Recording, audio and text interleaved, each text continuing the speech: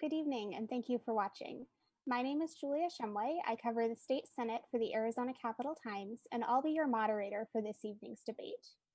The Citizens Clean Election Commission is the sponsor of this event. As the state's voter education agency, Clean Elections hosts debates so voters have the opportunity to hear directly from the candidates, ask questions on the issues that matter most to them, and vote in an informed manner. Candidates in a contested primary election have been invited to participate in this debate. Candidates who opted into the Clean Elections funding program are required to participate, while traditionally funded candidates are invited and encouraged to attend. Questions asked this evening are coming directly from voters.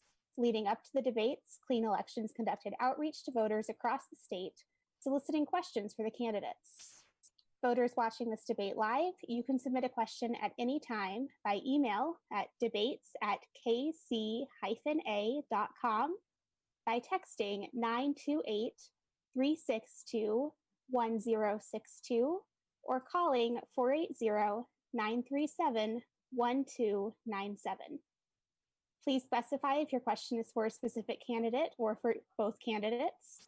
We will screen questions for clarity to eliminate duplications, speeches, or personal attacks on candidates. This debate is scheduled for an hour, so we may not get to all audience questions, but we will do our best. Candidates, you will have 1 minute for opening and closing statements and 1 to 2 minutes for your responses to voter questions. We encourage an open exchange of dialogue between candidates. If you feel the need to respond to another candidate's comments, you may absolutely do so. I may limit responses for time management purposes, and I'll remind both of you that this is a respectful, courteous, and professional environment.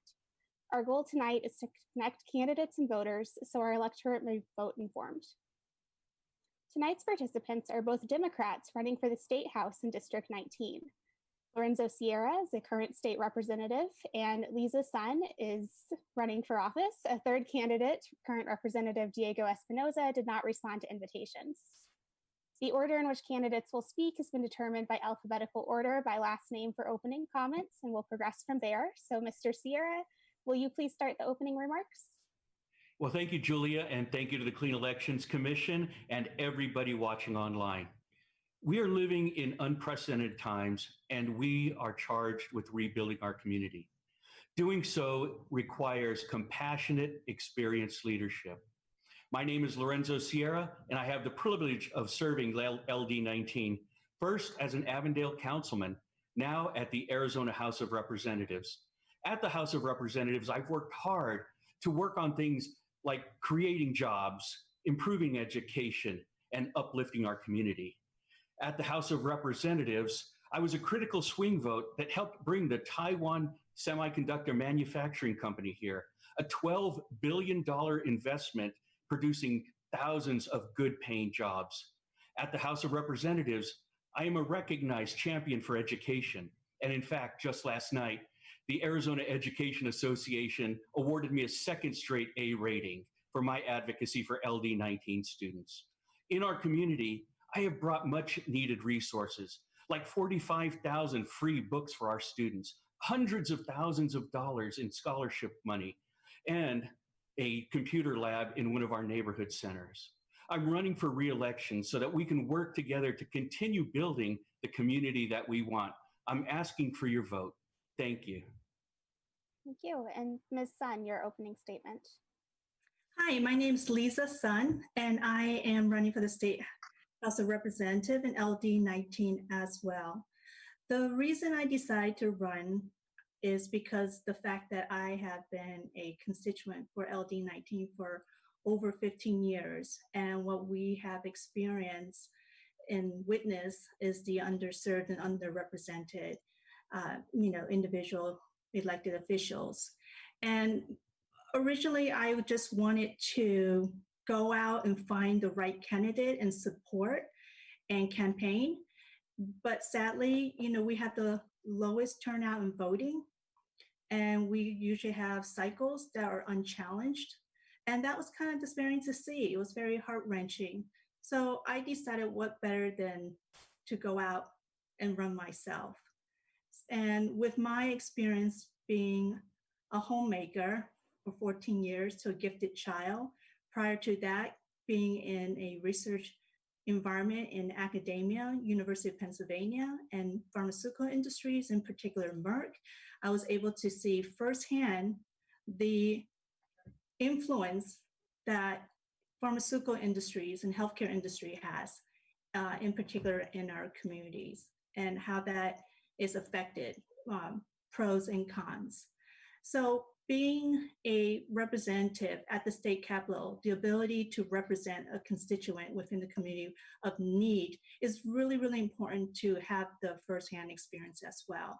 Not only did my son that is gifted, going to school in LD19, we see a huge disparity in the inequality of education. We do know that charter schools vouchers create very strong lobbyists at the state capitol, and it pulls resources away from our communities through our property taxes. And for me as a constituent, that's a big no-no. That money stays in our schools for our children, not for our state, and definitely not to the federal level. So for me to run at this time in this kind of environment is paramount. Not only is it important to have female representation, but for LD19, I'm the first Democratic female that will be running as well. And if I was to get your vote, women make change happen, and I am ready. Great. Thank you, both of you. And Ms. Sun, we're going to stick with you for our first question. Cities across Arizona and across the country have been experiencing daily protests over the past week in response to a Minneapolis police officer killing a Black man. What should political leaders be doing to address constituent concerns about police violence? I like to focus within our own community than to go out and look at it broader at the state or federal level. As an elected official, I think our duty is to inform our community members, or in particular the constituents. The George Floyd incident, and watching it on news in repeat cycle, is heart-wrenching. And what we are not really doing is focusing on the cause instead of the response. We don't really understand the full scope, the magnitude of the justice system and how corrupt it is. We definitely have two, one for the minorities and one for the privileged. I personally have experienced a privileged one, and I have witnessed our justice system and law enforcement, handing out, injustice for the minorities, unfortunately. And what's even worse is that we have, police officers in our schools, and they shouldn't be there to begin with. No parent asked for that, but yet they're all here. That encourages the school prison pipeline, going back into mass incarceration, of victimizing these certain minority groups. It's just heart-wrenching. These basic information, I think as an elected official within this community of LD19, needs to hear loud and clear on a daily basis, on social media, or through public forum, where the public forum has to be open to everybody and has a direct link of access, and not to have meetings done behind curtains at the last minute when no one knows where and when the meeting is going to take place. So those are little things that we have, rights in, assembly, public meetings, the right of assembly, public records, all those little things that needs to be, included in the knowledge base that we had to pass on to our constituents. So back to your question, it's really, really important to have the elected officials to do their due diligence in expressing the core issues of our society, woes.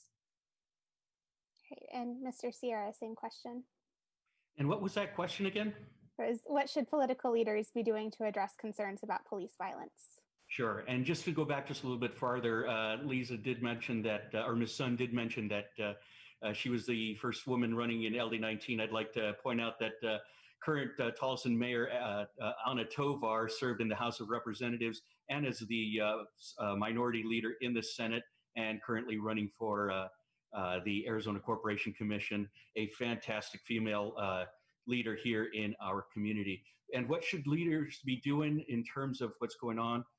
You know, I grew up in southern Tucson, and it was very common for me to be pulled over for nothing more than just to see where was I going. Once I was into adulthood, the last time I got pulled over was when I was first started dating my wife, and she got to see firsthand what it meant to be pulled over for nothing more than just driving while brown. There are systemic things that are going on in our country, locally here in Arizona and in our district, that are systemic and that are going to take a long time for us to not only address but also to heal. When I was a councilman in Avondale, one of the things I wanted to do was make sure that our police force represented the demographic makeup of our community. And so we took great pains to make sure that our officers were reflective of that community. And right now, I can say that of the top 3 positions at the Avondale Police Department, 2 of them are Latinos. One of them even grew up in the community. And I think one of the things that we need to do as elected leaders is to foster a system to where we are recruiting folks from our community to get into law enforcement, so that our law enforcement, it not only looks like the community, but is of that community. You know, at the city council as well, I also made sure that we had a zero tolerance policy when it came to race issues. One example that was in the media was a officer who disparaged a African-American wife of a fellow officer. I supported the immediate termination of that particular officer. Now, at the state House of Representatives, I join our caucus in calling a special session coming up. And in that special session, we want to address things like mandating body cameras, enhancing investigations for use on deadly force, strengthening the police officer database, and improving training. I fully support our caucus's desire to have a special session specifically for that. Thank you. So Lorenzo, I want to correct that statement. Actually, I want to make my stand. I am still the first female Democratic candidate for LD19 for the State House of Representatives for the last 4 cycles through the last gerrymandering for LD19 West. I am the first female Democratic candidate that's running. Since when? Since the last 4 cycles, since the last gerrymandering, 2012, 2010. Thank you. All right, and as part of the response to the protest, we've seen our governor enforce a statewide curfew or announce a statewide curfew of 8 p.m. and some offered to provide additional police to various cities. What do you think of the response coming from our governor to these protests? And we'll start with you on this one, Mr. Sierra. The response to the governor. So we are the only state in the nation that has a statewide curfew. Every other state in the nation is limited to the metropolitan areas that are most likely to have the sort of issues. By putting that blanket statement on there, you've put a handcuff on a lot of smaller communities that frankly aren't having any protests. So you're having smaller communities that just aren't participating with this particular curfew. I think what you saw in the last couple of evenings is that the protesters were being very respectful. They were disengaging right around the curfew and leaving. You know, one of the impressive things that I saw during, I believe it was yesterday's protest, where they started to disband, and there were officers that had joined the protesters in taking a knee. I think it's things like that start to begin that dialogue or that understanding that's needed in this time. Right, and Ms. Sun, same question. I can concur with what Lorenzo mentioned in regards to the statewide curfew. It does lock down everybody that wants to go out and protest. It kind of limits that access. In some ways, that kind of limits our right to form assembly and protest. So that I am in concurrent. And I'm also like to add that the fact that when we have, scenarios of such, conflict, we again forget to focus on the cause of it. And, when you see the people, like the example that Lorenzo mentioned about the officer being with the protester and taking a knee, should be more, glorified. It should be shared more, in our social medias and in our society. But we tend to, portray the negativity. So that will be just the one caveat that I would like to add to that. Great, and we'll stick with you for this next question. While Arizona is reopening, we're still seeing hundreds of new diagnoses of COVID-19 every day. I believe today was the second worst day when it came to new diagnoses. How should the state be handling this ongoing pandemic moving forward? The COVID testing has been increased. Therefore, we do see the increase in the symptoms and the diagnosis increase. What is really more important than with the testing now is the layer of the antibody testing that's going to come into phase and how quickly that can be moved and expedited, because we can't change the timeline. We can't go back in time and, and move things quicker. What's done is done, but this moment moving forward, I think we still have a second layer of expediting the testing for the antibodies, and then to identify through some sort of a tracking mechanism that they're considering, but without violating our privacy. Those we had to look very closely and find, comfort and information from our elected officials on our laws, our local laws that varies from municipal to state and federal. So those things that we need to look into, and again, to expedite those second layer of testing, which is on antibodies, because that will give us more reassurance on, what area of the state is more fluent or not, and see how things can move. Like if we know the rural are like a little bit more immune just because of the less density in population, they should have something a little bit leeway in their local government, the municipality, ruling decision making, versus someone here with our mayor, Kate Gallego at Phoenix City. So those things we have to maneuver nicely, and that requires collaboration on both sides of the party. And definitely, this is the time, for us to rally and say, we can get this done. Again, talking about getting to the other side, and want to get there as soon as possible. Great. And Representative Sierra, what are the next steps in addressing COVID? You know what?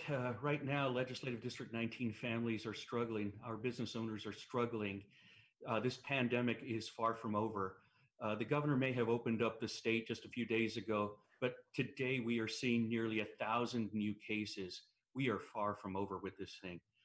At the House of Representatives, I was one of the folks that voted to appropriate $105 million for the governor for COVID-19 relief. And I do want to make sure that he is using that properly for our small business owners and for healthcare needs. Before we adjourned, our families are struggling in terms of the benefits they're receiving. I made an amendment to the budget just before we adjourned for the temporary assistance for needy families benefits, so that families did have that safety net that they could have to make sure they were kept as whole as possible. The other thing is that LD19 is the home to many essential workers. And what we found is that testing just didn't come into our area. As you know, Ms. Shumway, in the Senate, my senator, Lupe Contreras, is and has been the only member of the legislature to get COVID-19. And when he needed to do testing, he had to drive all the way across town to have that happen. So there was a group of us that we wanted to make sure that we brought testing here. So I led the efforts to bring testing into Legislative District 19. And now we are testing people here. In fact, tomorrow at the Tolleson Fire Station, on a first-come, first basis, you can come get free COVID-19 testing. We need to make sure that the community is as safe as possible. And I think it's incumbent upon every level of leadership, from the president on down, to model the behaviors that are going to help us get through this, whether it's wearing a mask, social distancing, working from home when you can, staying home as often as you can, and making sure that when you are out, staying out. And it's a matter of leaders like everyone to model that behavior that we need to get through this pandemic. Yes, and what Lorenzo just mentioned with the scenario of our senator coming down with the COVID-19, not able to find testing, that's just a perfect example of how our community is underserved. And it's unfortunate that it takes such a pandemic to unmask the situation of underserved district like ourselves, LD19.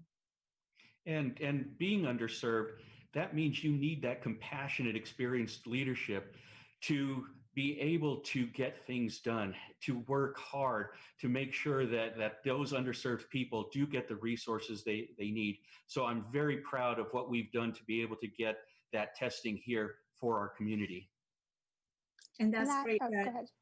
And that's great that Lorenzo and our other elected officials have really stepped up in a time like this. But definitely, again, these essential workers in the past in our district has been referred as disposable workers. My concern now is that moving forward, are we going to continue to backpedal? Are we going to be more prepared for the next round of economic uncertainty, as well as health, world health issues? So again, my concern right now is the foundation and building that for LD19.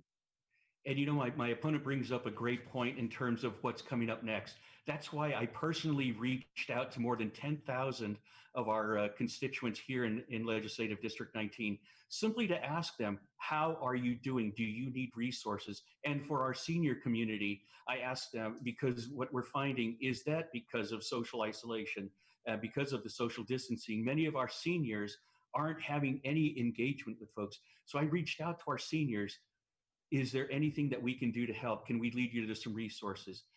Of that, I had nearly 1,000 conversations with the constituents here in LD19, and I heard from them directly that they needed help with things like rent, with unemployment, with their business collapsing. Where do they find testing? That was one of the things that we heard from a lot of constituents, is they couldn't access the testing.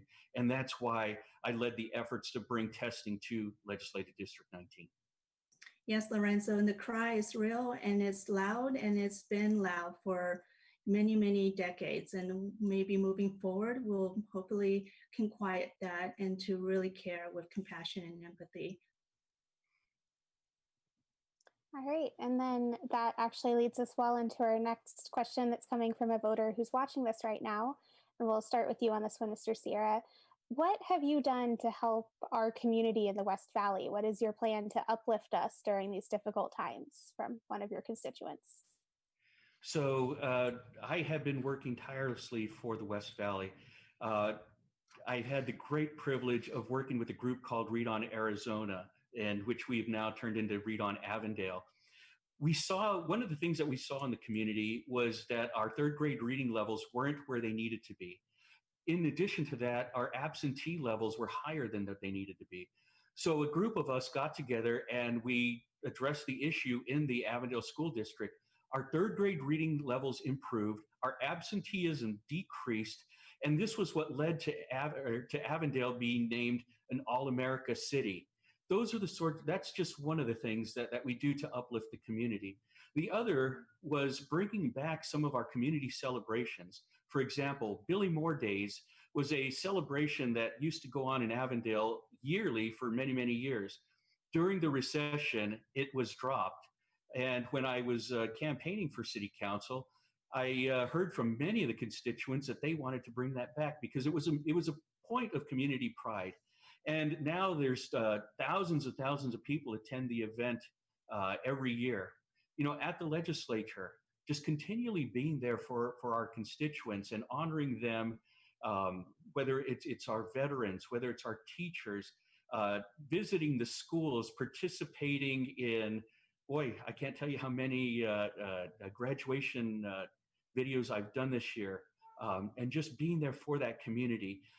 Looking back at my calendar this past year, I attended more than 400 community events. And that was community meetings, whether it was ribbon cuttings, celebrations, individual meetings with constituents. I made sure that those 400 meetings were outside of my duties at the Capitol. It was outside of whatever I was doing at the Capitol. This was just my way of being present for the community, listening day in, day out, being available day in, day out for those calls that come in when someone's about to be evicted. Can I find them some help? When, like I mentioned earlier, before we came on, helping a veteran get the resources that they've earned, to making sure that they get those. Every day I'm working for our community, whether it's on an individual basis or by groups, and I'm very proud to do that and honored to serve the people of LD19. Thank you. And Ms. Sun, same question. Can you repeat the question? What have you done to help our community in the West Valley? What is your plan to uplift us during these difficult times? As I made calls with the constituents, I think the biggest thing I've heard from the community is the same before, during, and chances after the pandemic. It's that they're constantly bombarded with, unethical business practices. The worst I've heard is HOAs. What, Mr. Sierra mentioned about veterans, getting their benefits and people collecting their, unemployment, filing and so forth. And those are real stories as well. But underlining all that are, unethical business practices by their employer, by their, daily living quality, insurances, mortgages. And again, the biggest concern that I've been hearing is HOAs. We have witnessed, myself, and I have intervened at many HOA meetings and communities to alleviate their, stress from the unscheduled fees, meaning that they're not regulated to, send out the fees like banks do or any other businesses. They can find you every day if they want to, and there's no regulation.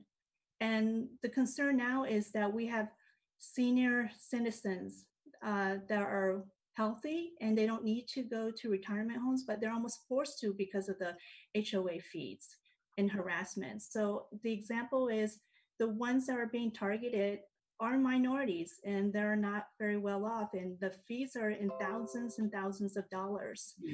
That causes additional stress in our community, in particular in scenarios of our current atmosphere. It's very alarming. I have personally gone to thousands and thousands of homes, collecting their stories, giving them the resources to get assistance. And some, they need my representation at the police station where they have most of the HOA meetings to confront their feeds. I've worked with disability, families with disabilities, children, schools. I have also worked directly with family members that are non-English speaking. Now, I don't speak Spanish, but I do speak, cry for help. And they definitely need representation at these little things. And again, I'm not gonna, dismiss the pandemic and how much stress is causing our community, but there's even something greater that's underlining, that's causing it even more severe for our mental health of the community. And that I worry the most, because it ultimately affects our children. And a lot of these homes are being evicted by the bank because of the lien on the house, because they can't pay these HOA fees. The children are the first victims. They get removed from their schools. They are removed from their community and at school as well. So, when they are uprooted like that, especially in this particular, atmosphere, it's traumatic. It's very traumatic. Julie, if I may? Yes, of course. You know, at the Arizona House of Representatives, I serve on the government committee, which takes in the lion's share of HOA bills. And I can tell you that we've worked very diligently to make sure that the HOA fee processes are as transparent and have as much accountability as possible. Made sure that we were working on laws that kept, that you couldn't get evicted because of those notices. We worked on making sure that homeowners knew exactly where they were from a payment standpoint. So there is a lot of regulation with HOAs. I've helped to put those in place, not as regulations, but as protections for homeowners to make sure that they stay in their homes. HOA issues can be infuriating. I've had my share of letters saying whether it's pick up weeds or get the trash can out of the way. And that could be a little bit annoying, but that's the price you pay for living in a neighborhood where it's governed by, it's a model in self-governance where the neighbors are establishing the rules by which the entire community is going to live by. But at the same time, we at the state can make sure that homeowners are as protected as possible, and I've been working for that. And HOA is a touchy subject for a lot of the elected officials at the state capitol. We have HOA's fees that has collected over billions of dollars within a given year. They take that to the federal level, gets anointed. It brought back to the state capitol, sprinkled on our local elected, political politicians to influence bills that regulates, us through the HOA association. So there is a lot of loopholes that they play with. I do know Lorenzo's voting records, and these bills are not just confusing. They're written in legal terms that not the general population understand or comprehend. And once you do, they're written with such ambiguity that you can't see, light or day in these bills. So I'm willing to challenge these bills that are, passed at the state level. And again, they're a little bit more red, meaning that, they're a little bit more on the right side. Of the party line, but nevertheless, there are some that does cross over. And I am determined to be at the state capitol to dig through those bills myself and analyze them myself personally. Being the trifecta state, being a Democrat, we have less voice, and we haven't had a voice for over 60 years. So hopefully this, cycle, we can have at least of a majority at the House. That's our biggest shot.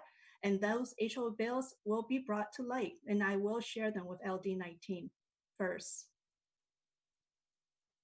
Great, and that was an audience question that sparked a lot of discussion there. As a reminder, if you're watching live, you can submit your questions via text 928-362-1062, email debates@kc-a.com, or if you can't text or email, go ahead and call 480-937-1297.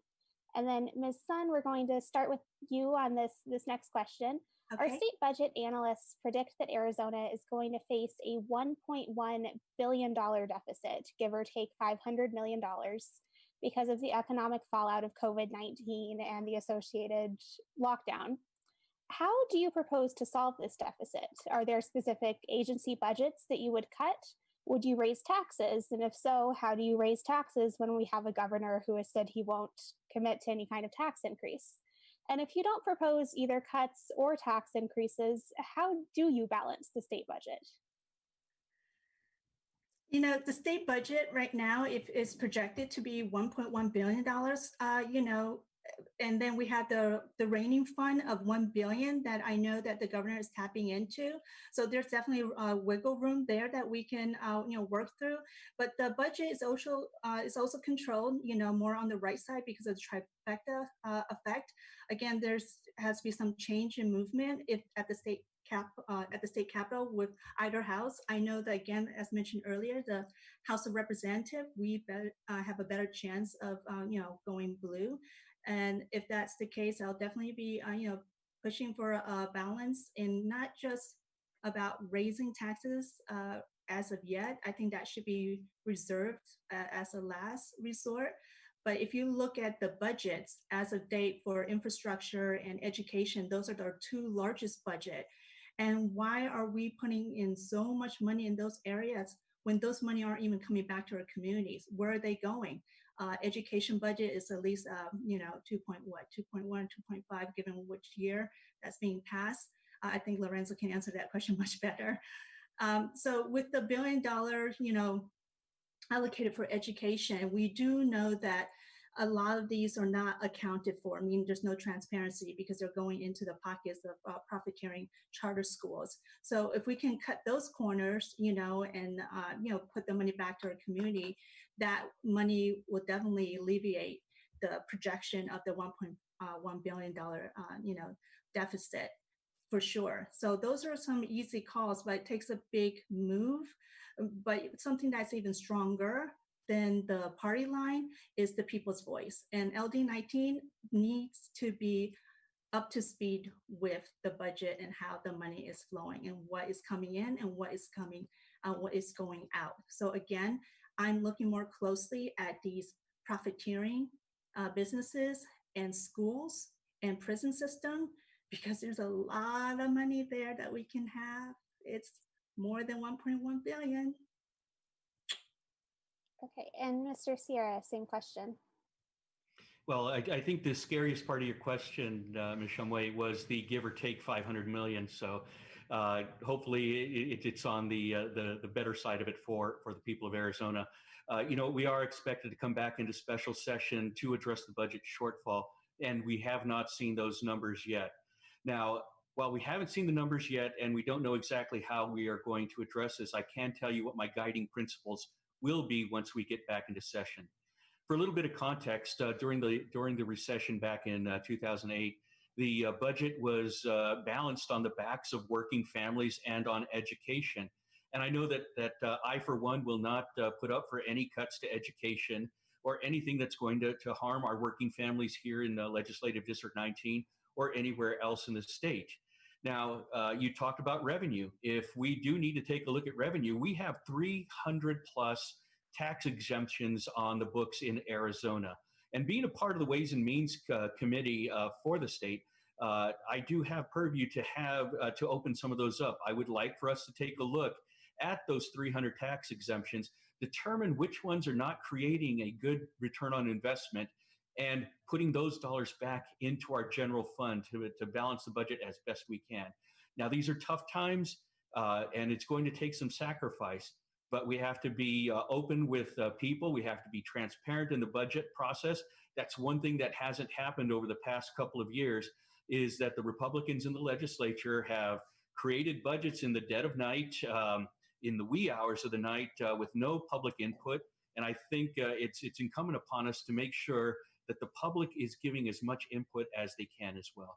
So I'm ready for that fight. Our LD19 team is ready to dig in and make sure that we're fighting for our constituents, fighting for the Arizona's working families, and we'll continue to do that. And just to add that, I did not mention that there is going to be a cut in funding for education.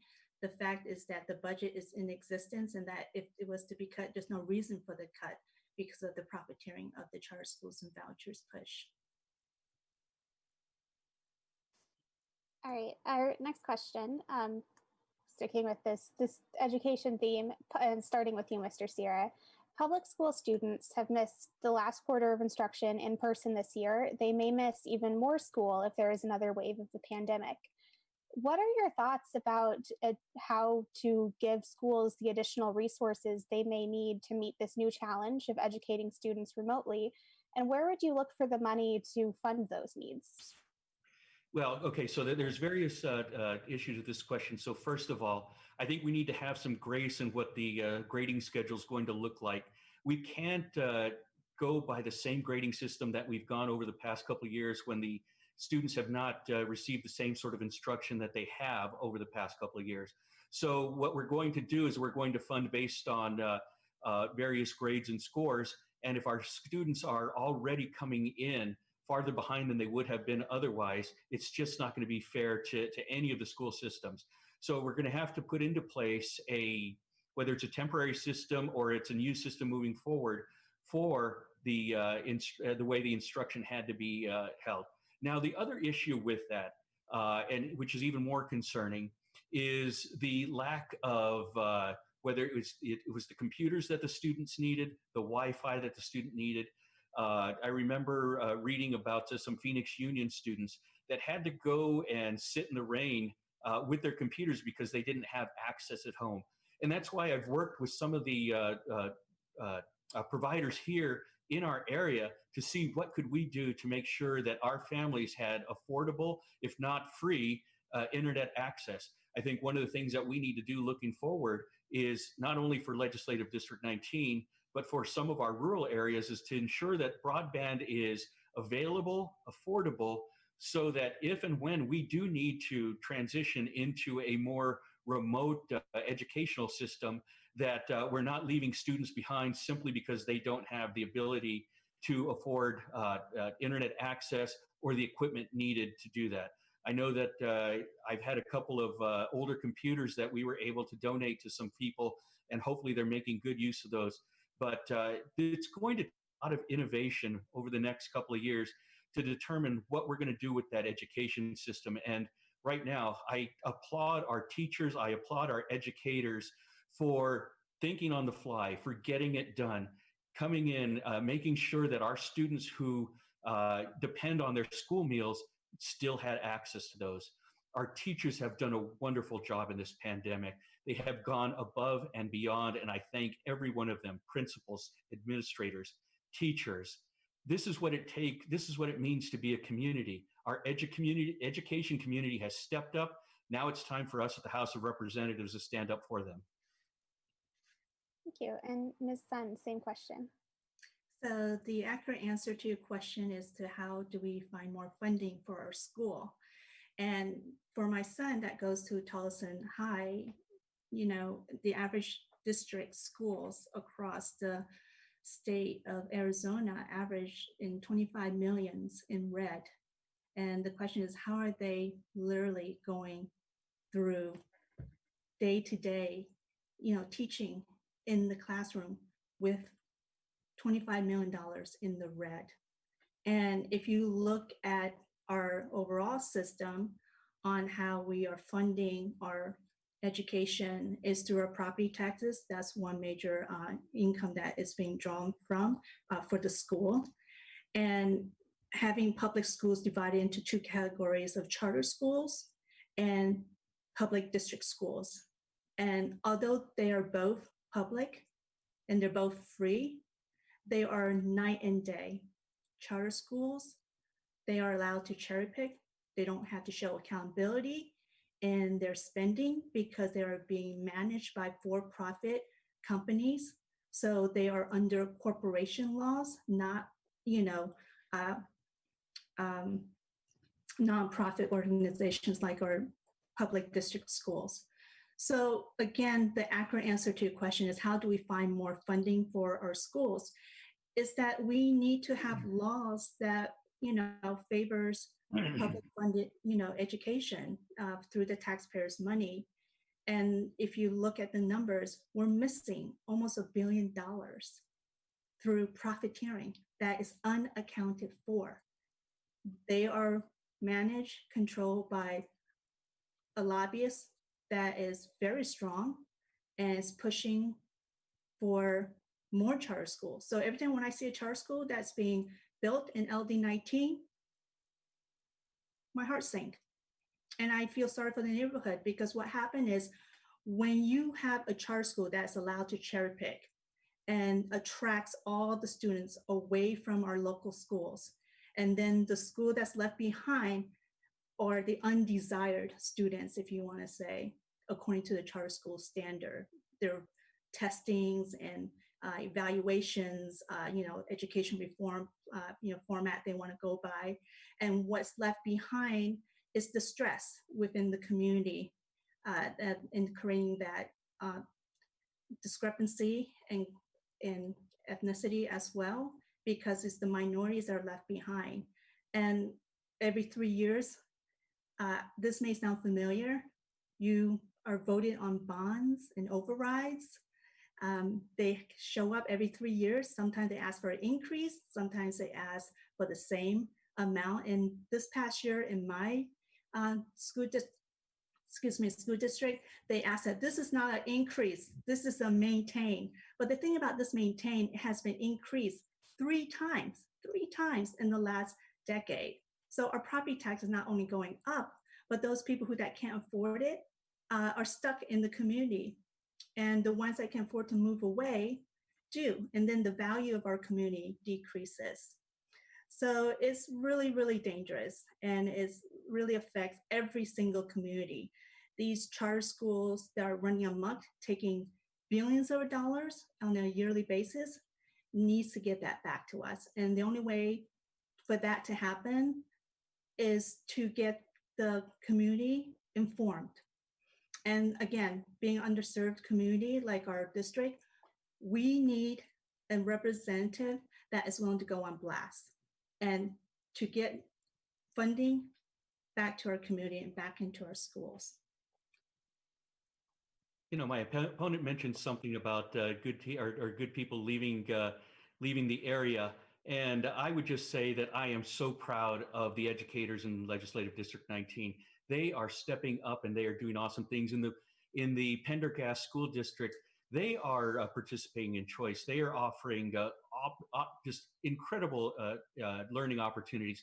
In the Littleton School District, they have a choice system within the district where you can choose from a technology school, an arts school, a leadership academy that they have within the district, and they give the parents those choices.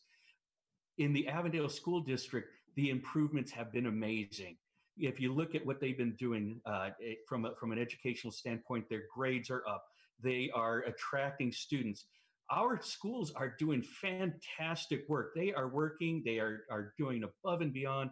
And again, I am so proud of our educators here in Legislative District 19. But Ms. Shumway, if the question was on education, I thought it was more along the lines of how education's adapting to COVID-19. But if you are talking about education funding, I am a strong and vocal supporter of the Invest in Education ballot initiative. And we have 28 more days to get that ballot initiative onto the ballot. So if you haven't signed the petition yet, find where you can do that. There are places where you can do that safely. I encourage you to look it up. Invest in Education. Go sign the petition. Get it on the ballot. And that's going to bring nearly $1 billion into education. That's a great way to keep our teachers in the classroom. So again, invest in education. I'm a strong proponent. Go sign the ballot initiative and vote for it in November. Just to add, that is the statement that he made earlier about good people, good students being removed from the district schools into charter schools. And what Mr. Sierra just summarize is school choice. And school choice is the verbatim that the right is, flying with to promote charter schools and vouchers. Okay. Mr. Sierra, did you want to respond to that, or should we move on to the next question? No, I'm good. Thank you. All right. And the next question that we had from voters, I believe Mr. Sierra already answered, so we'll address this one to you, Ms. Sun. Do you support the Invest in Education initiative that would increase taxes on the wealthiest Arizonans to help fund K-12 education?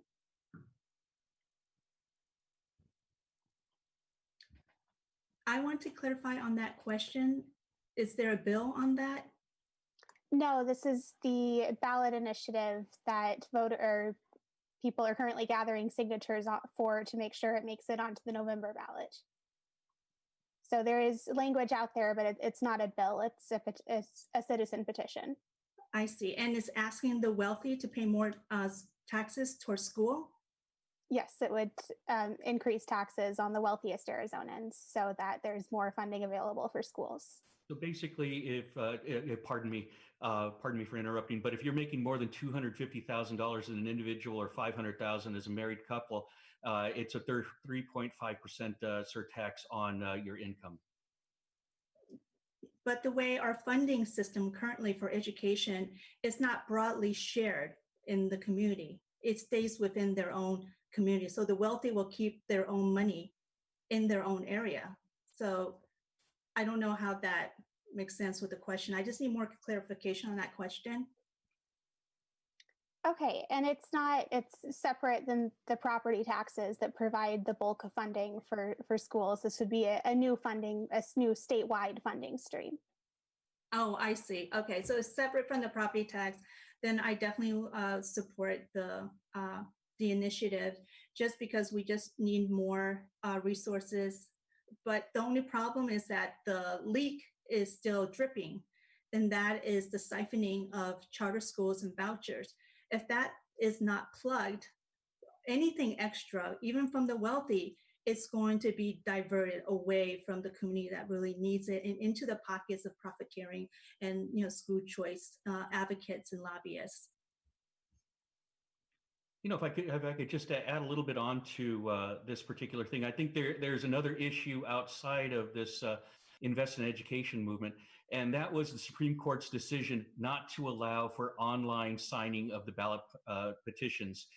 You can do that for statewide candidates. You can do that for people like myself. You can go online and sign our petitions. We've even made it possible so that you can sign on to petitions for municipal candidates.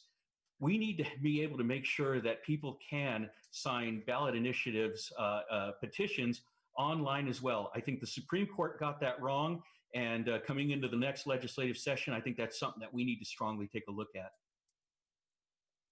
All right, and let's move on to another election reform question. There's been, thanks to the COVID-19 pandemic, there's been a renewed push for expanding ballot access by mail. Arizonans now are able to request placement on the permanent early voter list and receive ballots by mail. Other states, such as Oregon and Washington, automatically send mail ballots to all of their voters. Do you think Arizona should move beyond simply the permanent early voting list and switch to having ballot by mail elections? And we'll start this with you, Mr. Sierra. Well, thank you. I have been a strong proponent for voting rights. Back in 2016, when we had the fiasco during the presidential preference election, I joined then Mayor Greg Stanton in demanding an investigation on Voter Rights Act violations that I believed happened. In our community, we have a neighborhood called Cashin. In Cashin, that particular neighborhood does not have mailboxes in their in front of their doors. They don't have a community mailbox. So everybody has to go to a centralized post office to get and put in their mail. So basically what we've done is, if you are elderly and you can't get out there and you have to have your neighbor take your ballot to the post office, you've made a felon of that neighbor. Our voting rights laws have been attacked by the Republican legislature right now. You've had, from the top of our leadership system, from the president on down, people just really putting a lack of faith into the mail system. Right now, 80% of Arizonans do PEVL voting, which is the permanent early voting list. 80%. It wouldn't take much to get another 20% there. And because of COVID-19, we need to keep our citizens safe. If you look at what happened in Wisconsin, they went along with their in-person election, and several people ended up catching COVID-19 because they were at the polls. We can't put our people into that situation. I don't think there's going to be a miracle cure coming up between now and the next election.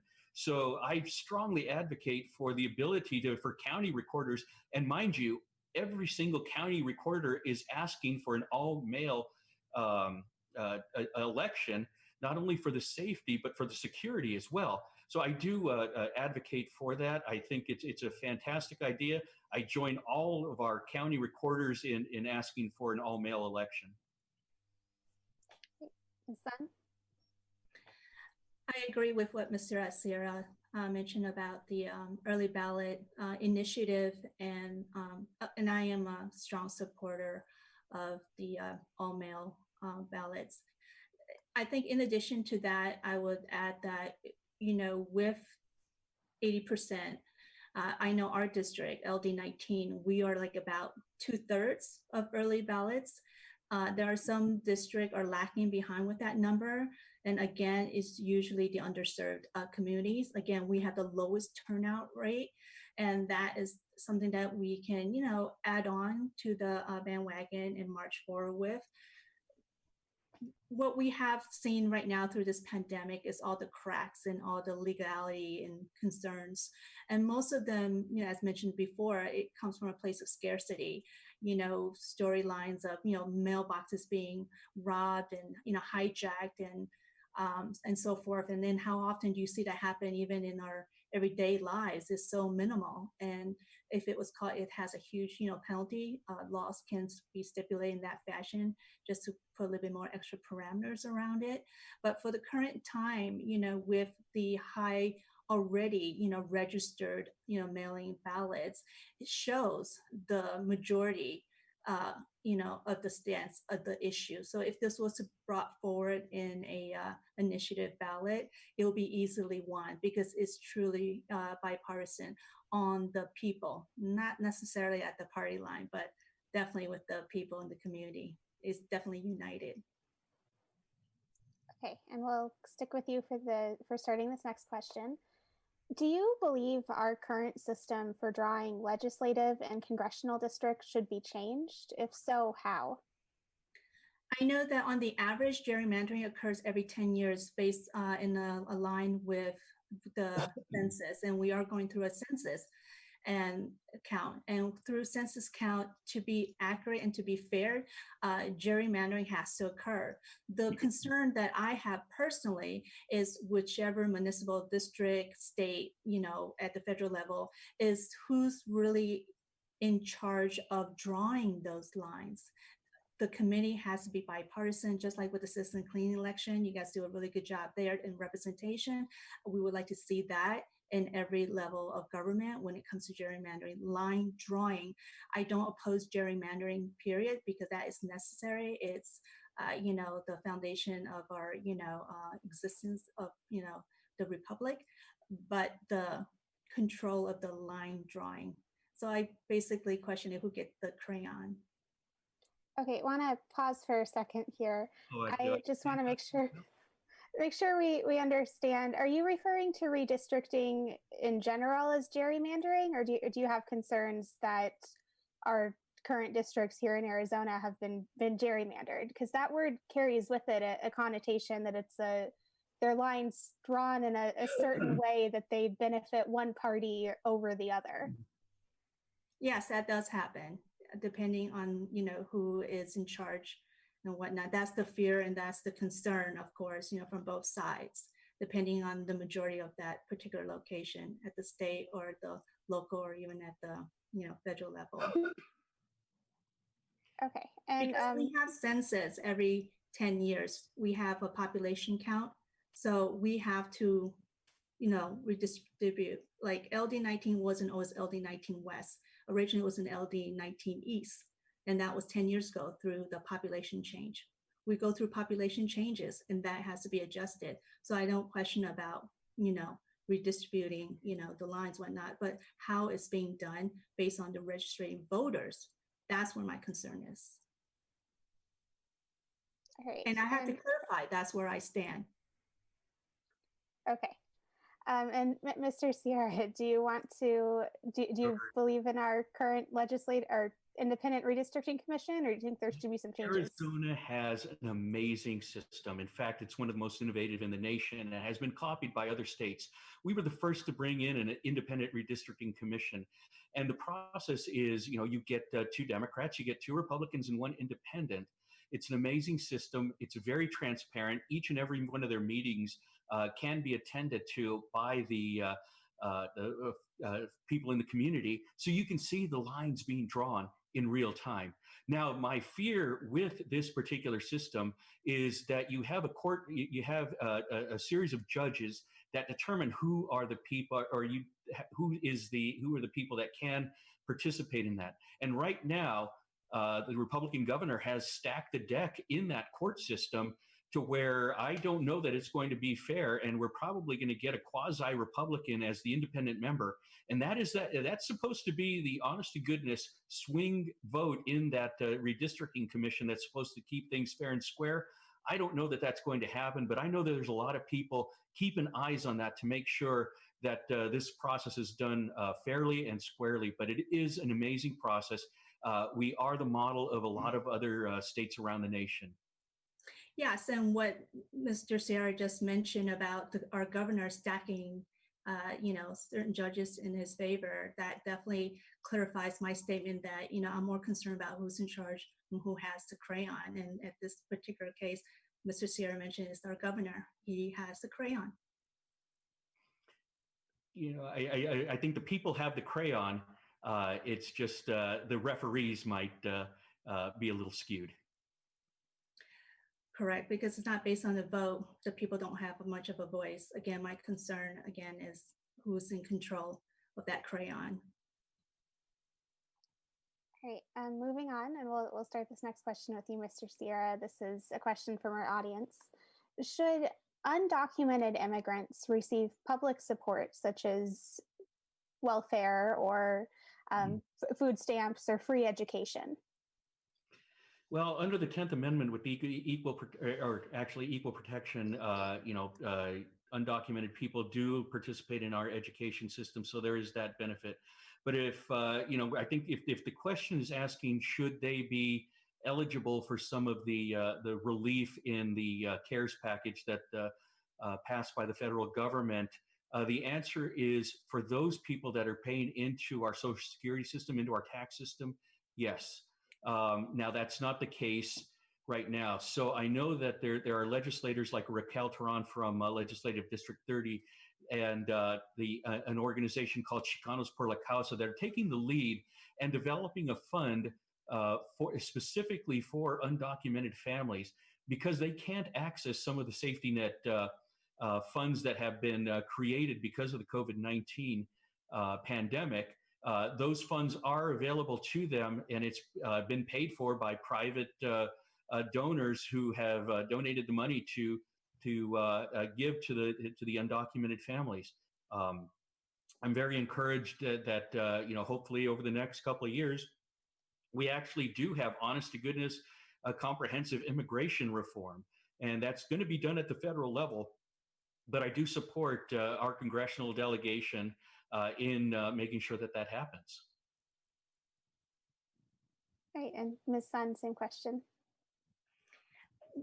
According to the U.S. Labor Department, as of 2018, foreign-born workers has outnumbered in productivity in dollars than native-born,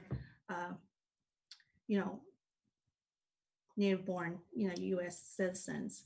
And being a foreign-born, individual like myself, an undocumented individual falling in that category, is not just paying taxes, being on a payroll that, evaluates the wholeness of a worker. It's also the cheap labor. Our nation and capitalism is built on cheap labor. And the bottom, unfortunately, usually are hit by the undocumented. I personally find this, situation very, personal. My parents came to this country, with their 4 children, and I was only 6 years old, and we weren't citizens yet. We were, struggling to get our naturalization in the process, and there were some delays because it was so expensive.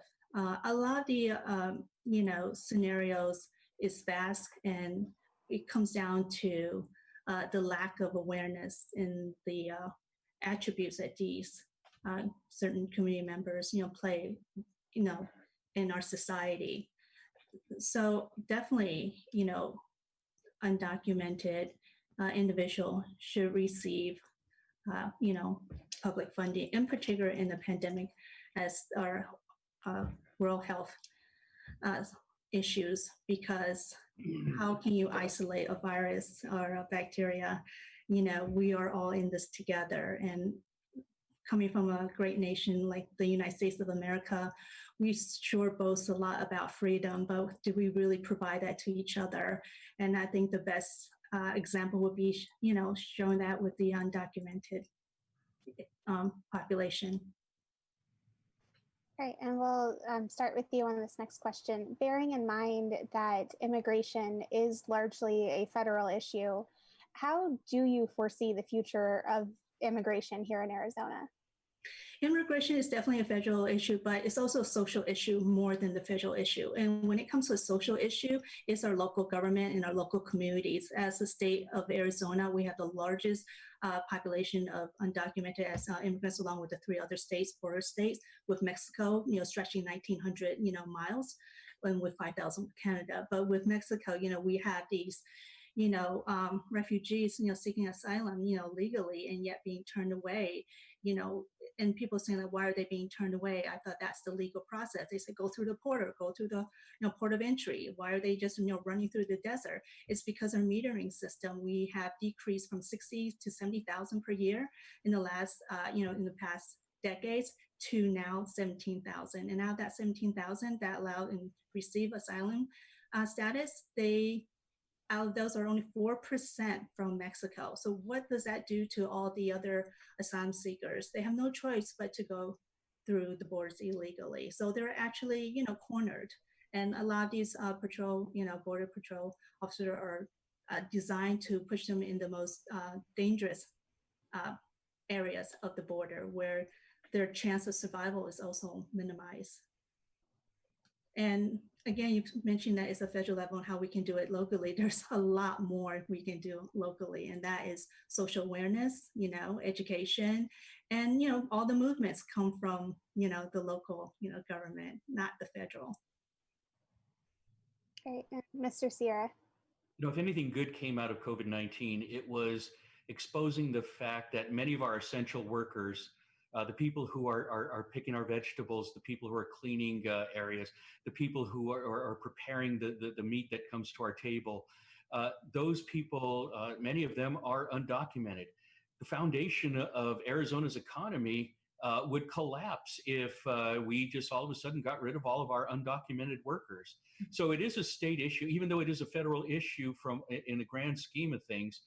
From just a structural economic level, our essential workers, many of them are undocumented. So we've got to be able to account for that here in the state and make sure that they are treated fairly, that they have safe working conditions, and that they are paid a livable wage. Like I said, if anything good came out of COVID-19, it was the fact that we truly do need a lot of these undocumented workers who are doing the jobs that regular Americans just won't do. So, when, we talked about kicking folks out of the country, I didn't see a bunch of folks lining up to go pick food over in Somerton or in the Yuma area. So, again, it does have a state impact, and I'd like to see us address that in a more humane and compassionate way. Great. And we'll start this next question with you. How will you ensure that Arizona's state universities are affordable for students? So by the Constitution, our public universities need to be as free as possible. Forks up, I'm a Sun Devil, and was afforded the opportunity to become the first person in my family to make it to and through college. But in terms of paying for that, we have abdicated our responsibilities as a state legislature by zeroing out and leaving unfunded our public universities. Our public universities are absolute gems here, not only for the work not only for what they do in terms of workforce development, but what they're doing in research. We're going to the stars. We are producing doctors. Our public universities deserve a lot more support than what they're getting right now, and they're revenue generators as well. One of the things that has come up at the legislature is hamstringing ASU for making some real estate deals, because that's what they had to do to make sure that they had the money to keep on going. But we're trying to limit their ability to do that. So I'm a strong proponent for making sure that our public universities are as free as possible, that our students, that anyone who does want to go there can go there. And I do very much appreciate Michael Crow's sentiment that ASU is not defined by who they exclude, but who they include. And the more people we can include in post-secondary education, the better society we will have. Great. Ms. Sun? Well, ASU is definitely a gem for our state of Arizona. I will not dispute that. I think when it comes to public university education, I think my focus and concern will be more at the community college level. That's where most of our students in our district LD19 attend, as well as my own son attends our local community colleges, where the first 2 years is very budget friendly, even though it's much cheaper than a university such as ASU. For most families in our district, it's still a struggle financially. And there has been proposals and ideas to create a free education for the community college students. My concern is that to make that happen requires a really uphill battle. It's not something that's going to be supported at the state capitol currently with the trifecta. But for me, if I was to be elected, official, there are ways where you can work with the local communities, particularly at the community college level, where there can be funding allocated with the revenue budget, balance, and have some sort of allocation for these community colleges. In addition, another second burst of revenue that can come in is through the financial system. The financial is actually the ideal way to go currently, because although we have a large students that go to community colleges in our district, there are some that don't really qualify for a grant or for financial assistance. So that won't be really fair to give free education to them at this point, but moving forward, there has to be a scale where the ones that need the most should be able to apply and get the free education. And that bracket needs to be changed at the community level, saying like, okay, let's bring it more so that more of our students in our community can get that free education, particularly at the community college level, because that's the bulk of the students that are in our district that are attending these community colleges. And again, their fundings are being taken away. They were supposed to be reallocated after the recession back in 2009, that which never gotten back. They had to take it to court, and then our governor never gave it back. So, there's so many IOUs, and the money is there for free education, public, education for, college and certain universities.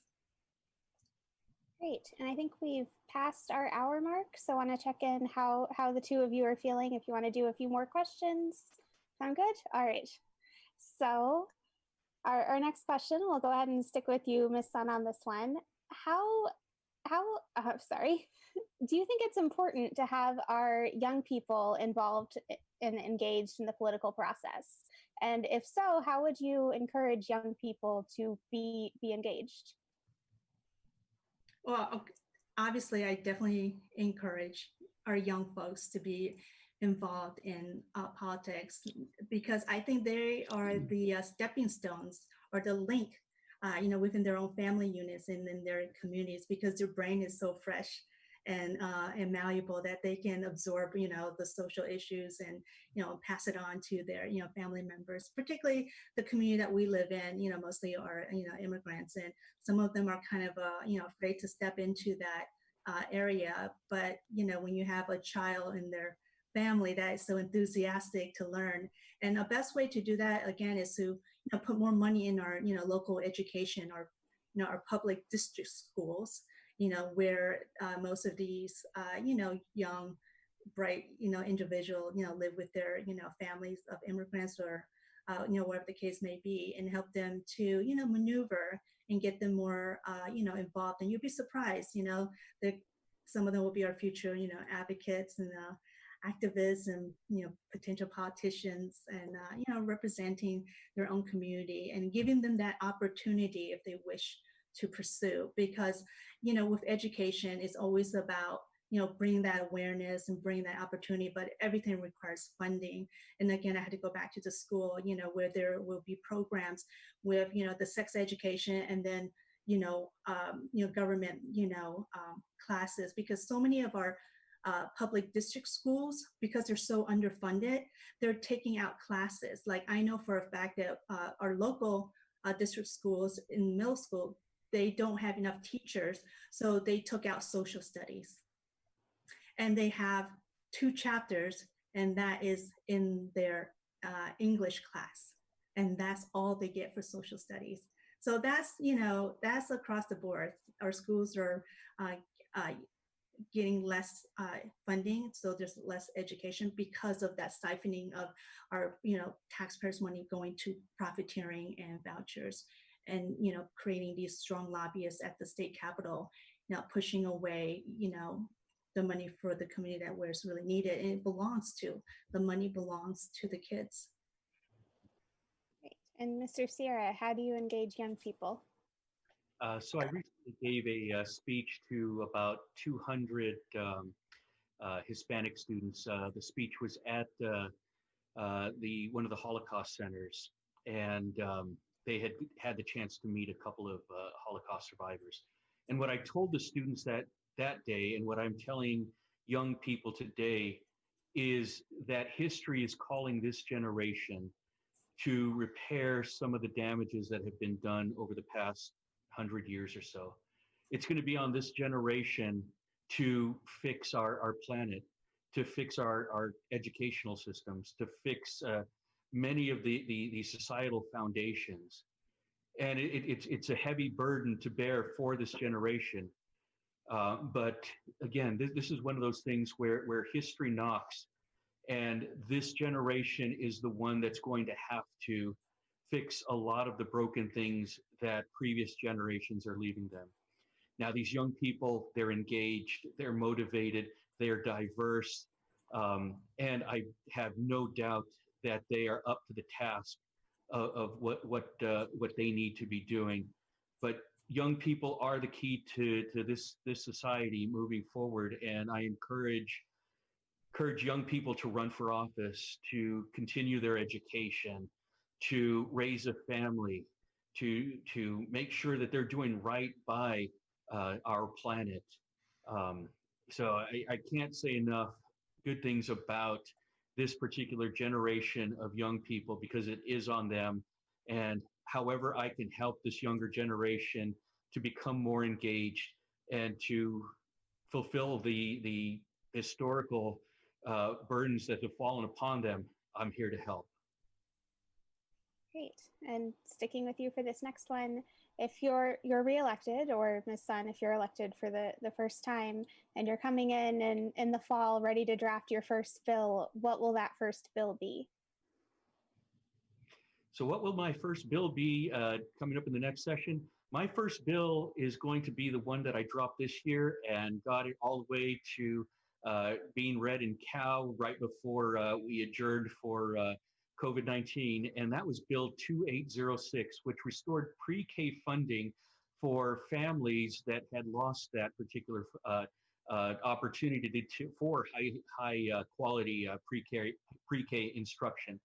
What happened was the federal government had provided a grant to the tune of about $20 million to the state of Arizona, and this allowed 2,000 families in 55 programs across the state to access those high quality pre-K opportunities that really make a difference when you're doing assessments like third grade reading.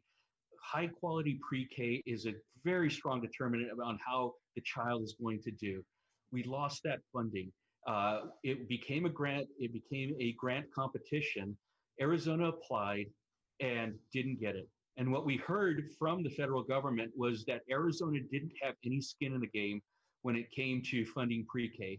My bill called for a initial investment of $7.5 million, going to $15 million the next year, and culminating with the $22 million investment that hopefully becomes an ongoing investment that we make into our pre-K. And it also includes evaluation so that we can make sure that those dollars that are being invested are being invested properly and they're achieving the results we want. So I will bring that bill back. I will bring back our pre-K funding bill, and I hope that the rest of the Senate and the governor will join me, because this was a bipartisan bill that we put together. So that is the one that I will be introducing first next year. All right, and Ms. Sun, what would be the first bill you'd want to introduce?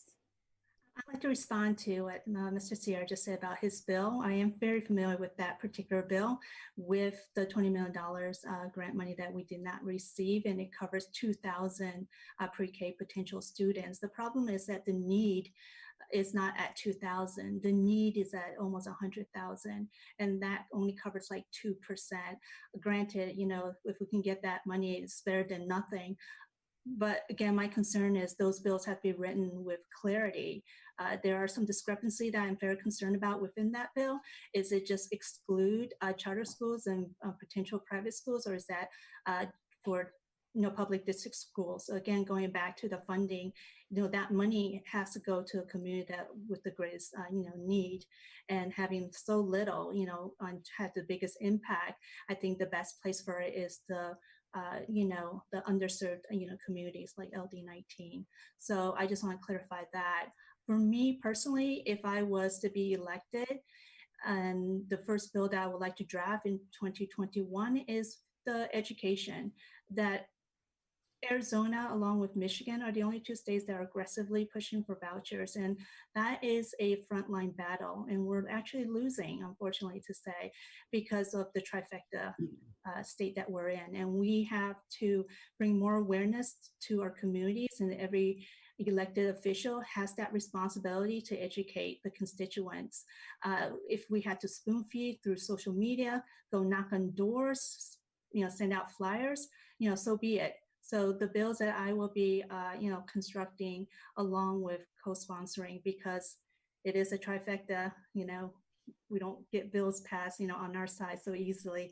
I think we only have one pass last year. So, the odds are against us.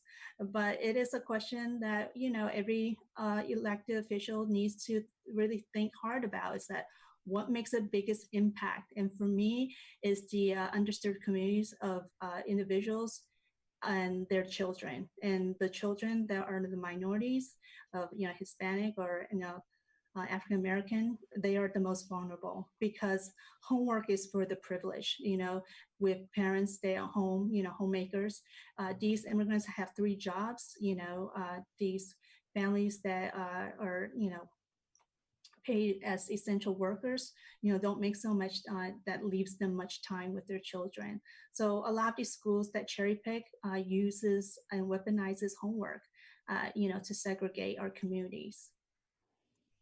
That sounds a lot like Prop 305, which in 2018 rolled back the voucher expansions, and I was proud to be one of the thousands and thousands of people who knocked doors, had conversations, got ballot signatures or petition signatures. And when it came time for Arizona to decide whether or not we wanted to expand vouchers, we did it at, boy, I think it was a 2-to-1 difference in the vote for Proposition 305. And I am ready, willing, and able to stand with the people from Save Our Schools once again, that if we do have those charter expansions, I will be there again with the Save Our Schools people to make sure that there is no voucher expansion.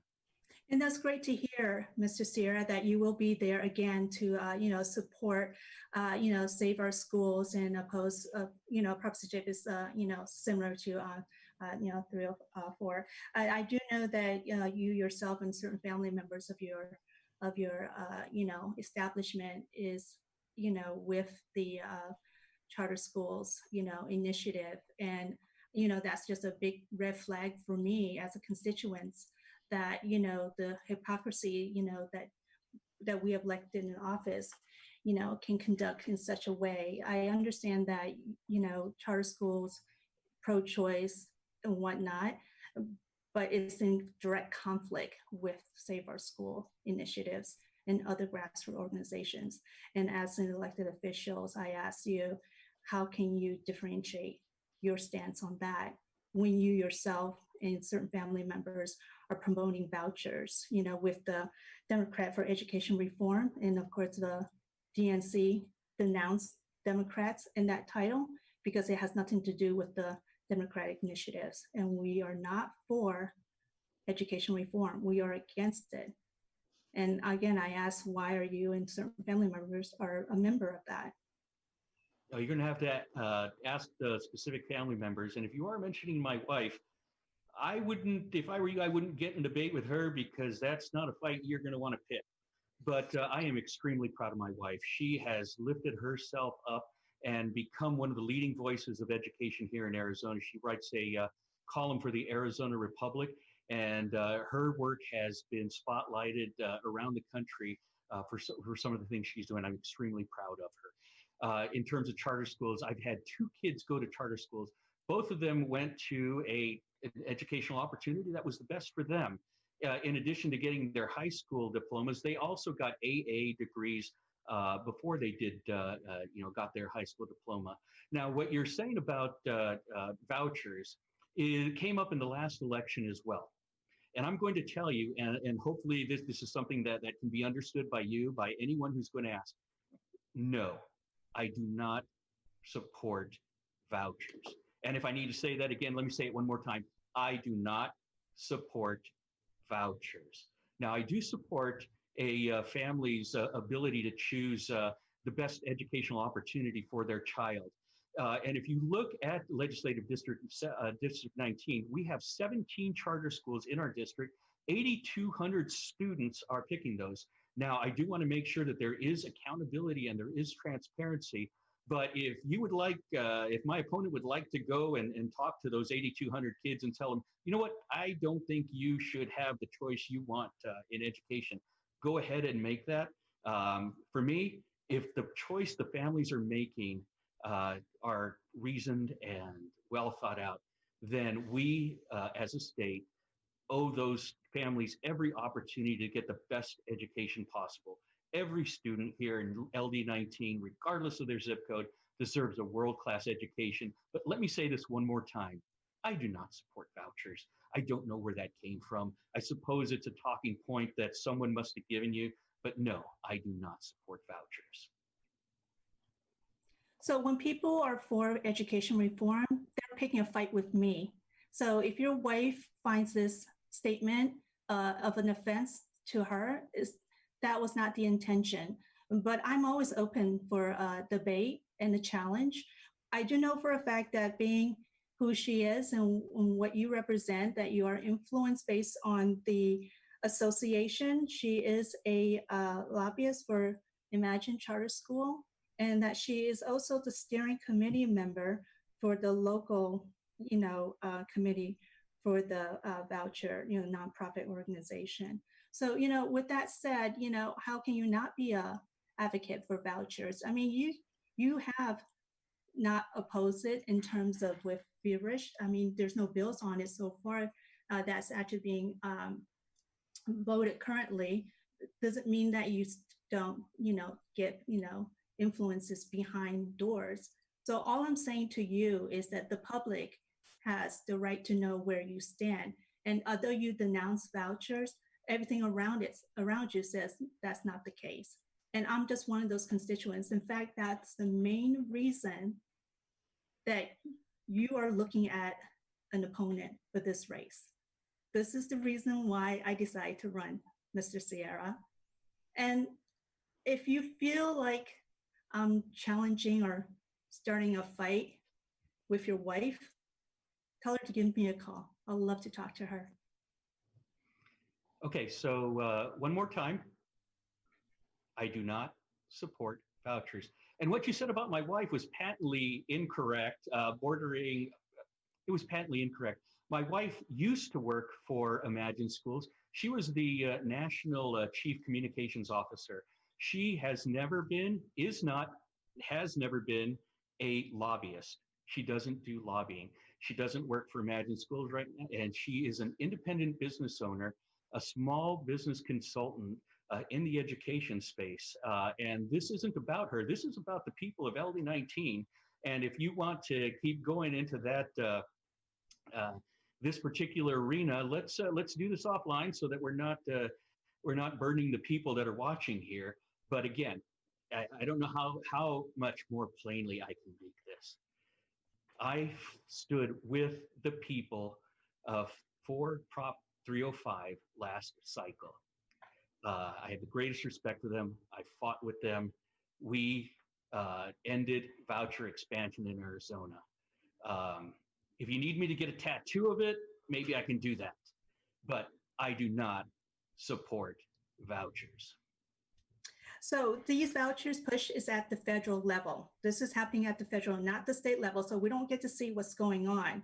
And, I'm okay being, online for this discussion. I rather not talk offline because I can never get you, directly. It's like you don't pick up your call from me. You have caller ID. So I am going to stop you right there because you've never given me a call. You did this one time at an LD meeting where you had I don't know if it was your campaign manager or what, but he had come and said that I had never returned his phone call. I got back with him immediately and saying, I don't have any records of you calling. And if you had, I would have returned the call. That same person just did that recently to Congressman Gallego. Congressman Gallego answered him immediately, said, hey, call my office. Leezah, you have never called me. Okay, so Mr. Sierra, the statement that you just made, fabricating the LD19 meetings, saying that I had a campaign manager to call you out in the meeting cannot happen. It's impossible for that to happen because I don't have a campaign manager. Well, I don't know who he was, but he was affiliated with you. He was sitting with you, and you were both talking. So when he said that, then I became his friend. Then I went to his table. So again, based on your fabrication, it comes off very smooth and very sweet, and that's great. But I just want to clear the facts. It's the fact she was prior. So it doesn't mean that she has, cut her, course with the establishment, nor you, because we have, activists, by the name of Jane Nicholas. She's there at the federal level, and she sees you there, and she can, validate the statement that I'm making. Okay, I want to steer us back into policy from this little tangent here, and we'll send this next question over to you, Ms. Sun. We've talked about what the first bill you'd introduce would be. I want to know what the first, if you could repeal any law that's currently in statute, what is the first law that you'd want to repeal? Oh, there's quite a few. There's so many draconic, laws that we need to, repeal that doesn't serve the community. With the education, our right to, have a quality free education, the amendments, some of them has to be removed because it doesn't give clear accountability for those that are in charge of educating our children. And those are usually at the administrative level. And a lot of these bills that inserted is from the charter, approach, choice school. And, going back to, the community having an opportunity to take their children to these charter schools. These bills are written that they can't, challenge the school if things don't go right. So their civil rights are removed at these charter schools. These open meetings at the district public schools, you can demand for, but not at the charter school. And they'll go through, red tape with you and whatnot, but they will violate your civil rights. So those are the bills that I would definitely reverse. Okay. Mr. Sierra, you can repeal any law. Which one do you choose? I think first and foremost, I would repeal the law that calls for a 3/4, is it 2/3 or 3/4 majority to either cut a tax or to get rid of a tax cut or to raise a tax. All right. And we've heard, we'll start this next question with you. We've heard the word trifecta several times tonight. Understanding that we are currently in a Republican-controlled state. They hold the governorship, the House, the Senate, and Democrats hope to swap or flip one or both of these chambers. There are a lot of differences between being the opposition party and being the governing party and how you go about introducing legislation, passing bills, how you operate. How are you prepared to become a member of the governing party if Democrats do in fact flip the House? And we're starting with you, Mr. Sierra. Oh, thank you. You know what, when we do have the majority, and I look forward to working with people like Kathy Connect, Eric Kurland, Judy Schweibert, Coral Evans. I can't wait to have them as colleagues. We will have the burden of governing and the heavy responsibilities that come with that. I think we're going to have a strong leadership team that is focused, that is disciplined, and that is able to work across the aisle. In the event that we don't flip the Senate as well, we're going to have to work with the Senate. We're going to have to work with the governor. So this is going to create a different dynamic that hadn't been in place since the 90s. I think, oh boy, since Alfredo Gutierrez was the president of the Senate way back when. So it is going to be quite the task. So we're going to have to understand, what can we do? What is possible? What is probable? And then have the discipline to be able to get that done.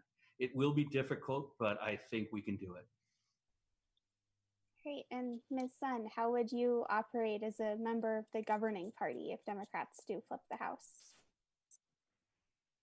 If the Democrat do flip the House, you know, first of all, there will be a huge celebration, and definitely focus on, you know, the current issues that, you know, that our side has been fighting for, you know, for the past 60 years, you know, under the rule of the Republicans.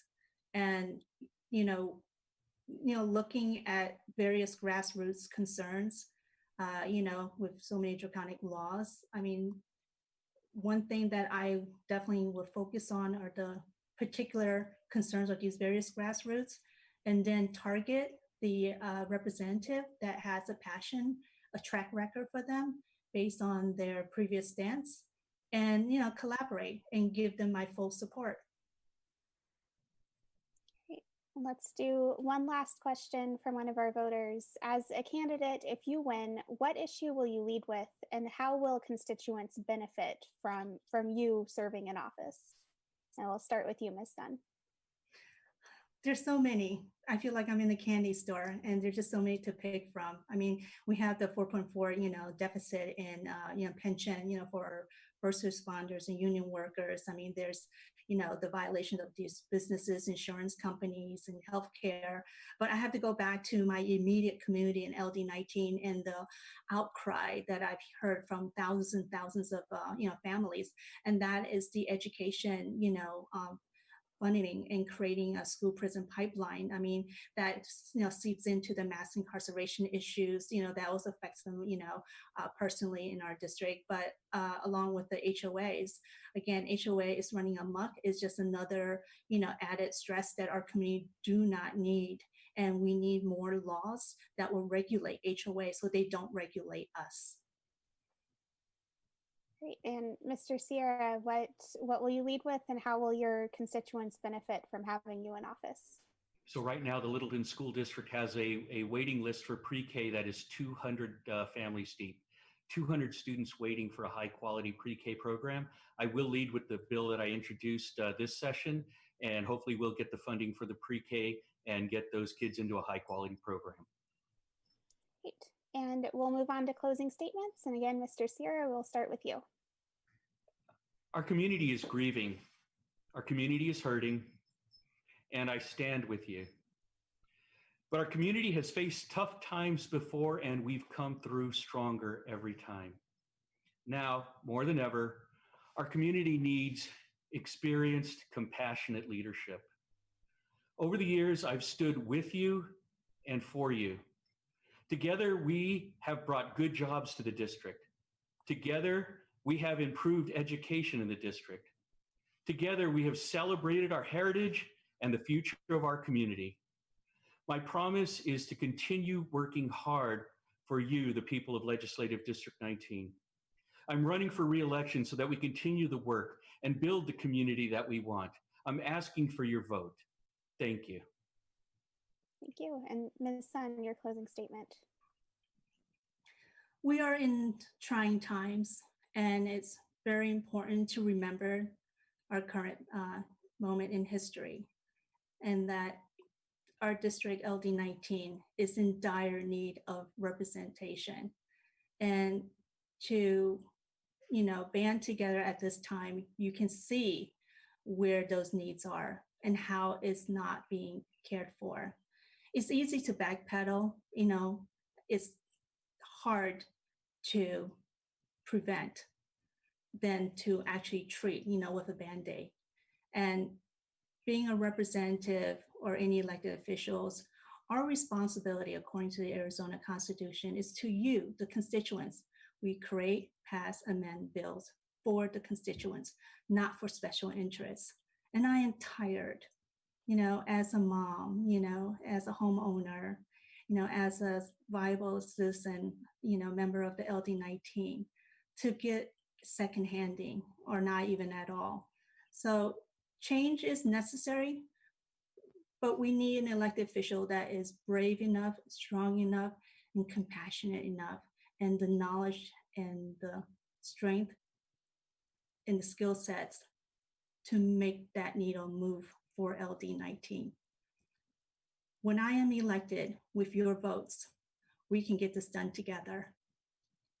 Thank you. Great, thank you both. This concludes our debate. To both candidates, thank you so much for participating. To voters, thank you to all of you who took the time to watch this debate live or after the fact and inform yourselves before the August 4th primary election. The Citizens Clean Election Commission remains your source for nonpartisan voter information, and please feel free to visit azcleanelections.gov for all of your voting needs. Thank you again.